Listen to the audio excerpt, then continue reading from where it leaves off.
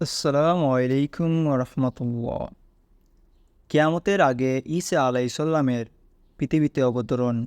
আসুন আজকে সম্পূর্ণ ভিডিওতে আলোচনা করব কিয়ামতের আগে ঈসা আলাইসাল্লাম কোথায়, কখন এবং কিভাবে আসবেন। আল্লাহর নবী ঈসা আলাইসাল্লাম যখন ইহুদিদের মধ্যে আল্লাহর একাত্মবাদের দাওয়াত দিলেন, তখন তারা তার নবুয়তকে অস্বীকার করে, এমনকি তাকে দাজ্জাল সাব্যস্ত করে। তারা তাকে হত্যা করার জন্য উঠে পড়ে লেগে যায়। হত্যা করার জন্য তার ঘর ঘেরাও করে। তখন সবার আগে সামিউন কারিনী নামে এক ব্যক্তি ঘরে প্রবেশ করে। তখন আল্লাহ নবীকে নিজ কুদরতের আসমানে উঠিয়ে নেন, আর সঙ্গে সঙ্গে তাদের ওই ব্যক্তির চেহারা ঈসা আলাইসাল্লামের মতো করে দেন। বাকি লোকেরা ঘরে প্রবেশ করে তাকে ধরে ফেলে এবং তাকে ক্রুশবিদ্ধ করে হত্যা করে। কেউ কেউ বলতে থাকে, তার চেহারা তো ঈসা আলাইসাল্লামের মতো মনে হয়, কিন্তু তার শরীর তো আমাদের লোকের মতো মনে হয়।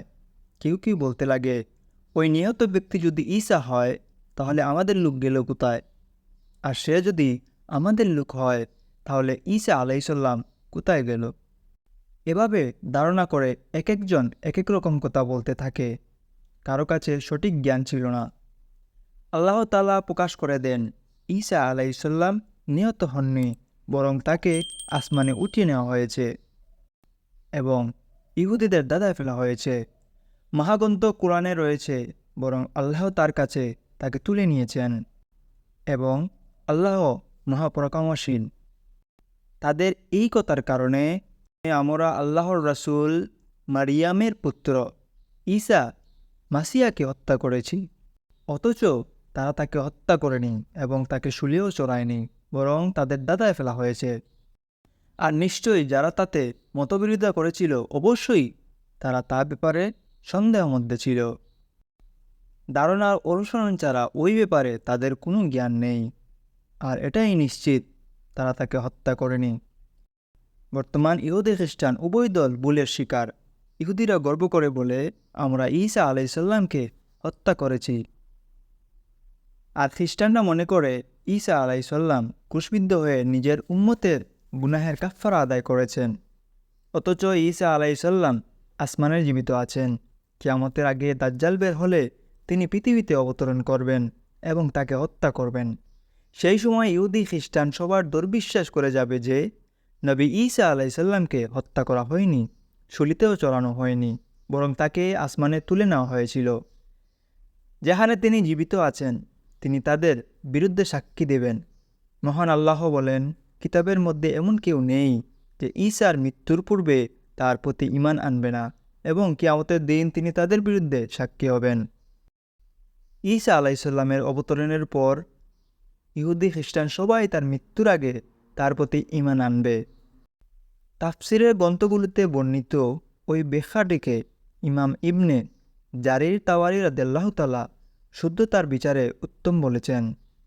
ইমাম ইবনে কাসির রাদিয়াল্লাহু তাআলা বলেন, এতে কোনো সন্দেহ নেই যে ইবনে জারির রাদিয়াল্লাহু তাআলা যা বলেছেন তাই সঠিক, কেননা পরবর্তী আয়াতগুলো তাই দ্বারা বোঝানো যায়। কিয়ামতের পূর্বে ঈসা আলাইসাল্লাম পৃথিবীতে অবতরণ করার পক্ষে ওই আয়াতটি প্রমাণ। তিনি মায়ের কোলে থাকাকালীন মানুষের সঙ্গে কথা বলবেন, মধ্যবয়সেও, অর্থাৎ তাকে জীবিত অবস্থায় আসমানে উঠিয়ে নেওয়া হবে। তারপর মধ্যবয়সে পৃথিবীতে নামানো হবে, তখনও তিনি মানুষের সঙ্গে কথা বলবেন। ঈসা আলাইসাল্লামের পৃথিবীতে অবতরণের কিয়ামতের একটি আলামত। মহান আল্লাহ বলেন, সুতরাং তা হল কিয়ামতের নির্দেশন, কাজেই তোমরা কিয়ামতের সন্দেহ করো না এবং আমার কথা মানো। এটা এক সরল পথ। ঈসা আলাইসাল্লাম এর অবতরণ কিয়ামত নিকটবর্তী হওয়ার বিষয়টি বোঝানোর মাধ্যমে হবে।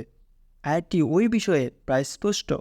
হযরত ইবনে আব্বাস রাদিয়াল্লাহু তাআলা ও আবু হুরায়রা তাইবীদের মধ্যে আবুল তালিমা, ইকরামা, কাতাহা, হাসান, দাহদাক প্রমুখের মতে আয়াতটি ঈসা আলাইসাল্লামের কথা বলা হয়েছে। পরবর্তী আয়াতগুলো দ্বারা তাই বোঝানো যায়। ওই প্রসঙ্গে তাফসিরুল মুজাহিদ রাদিয়াল্লাহু তাআলা বলেন, কিয়ামতের আগে ঈসা ইবনে মারিয়াম আগমন কিয়ামতের নির্দেশন।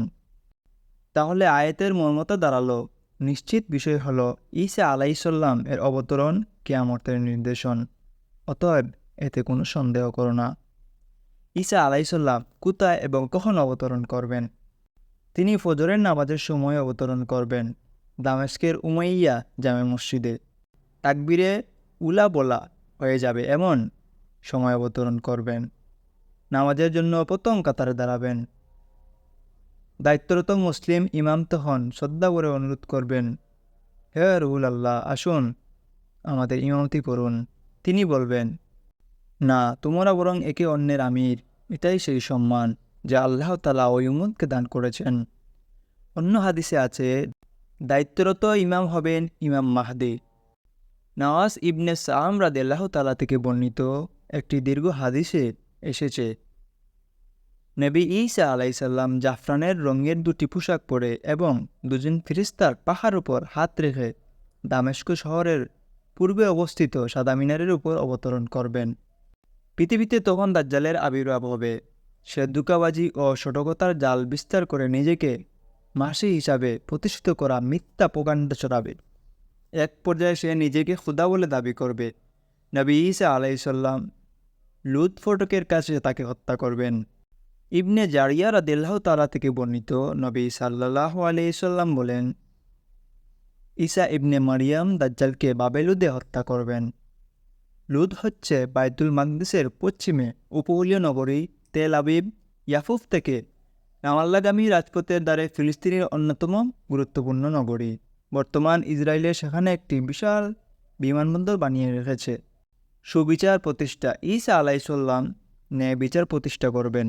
রাসূল সাল্লাল্লাহু আলাইহি সাল্লাম বলেন, আল্লাহর শপথ, যার হাতে আমার প্রাণ, অচিরেই ন্যায় বিচারক শাসক হিসাবে ঈসা আলাইসাল্লাম তোমাদের মাঝে আগমন করবেন। তিনি ক্রুশক্তি ভেঙে ফেলবেন, শূকর হত্যা করবেন এবং জিজিয়া প্রত্যাখ্যান করবেন।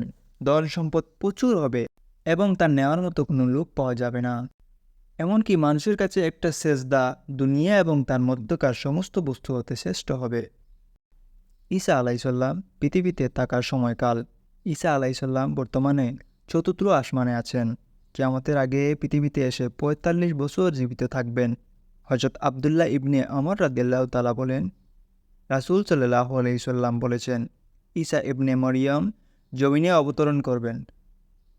এরপর তিনি বিয়ে করবেন এবং তার সন্তানদের জন্ম লাভ করবে এবং তিনি ৪৫ বছর অবস্থান করবেন। অতঃপর তিনি ইন্তেকাল করবেন। তাকে আমার সঙ্গে আমার কবরের সাথে দাফন করা হবে। আমি ও ঈসা ইবনে মারিয়াম একই কবরস্থান থেকে আবু বকর ও ওমরের মাঝখান থেকে উত্থিত হব। আল্লাহ তাআলা আমাদের সকল কিছু বোঝার তৌফিক দান করুন এবং ঈমান সাথে চলার তৌফিক দান করুন। আমিন। আসসালামু আলাইকুম ওয়া রাহমাতুল্লাহি ওয়া বারাকাতুহু।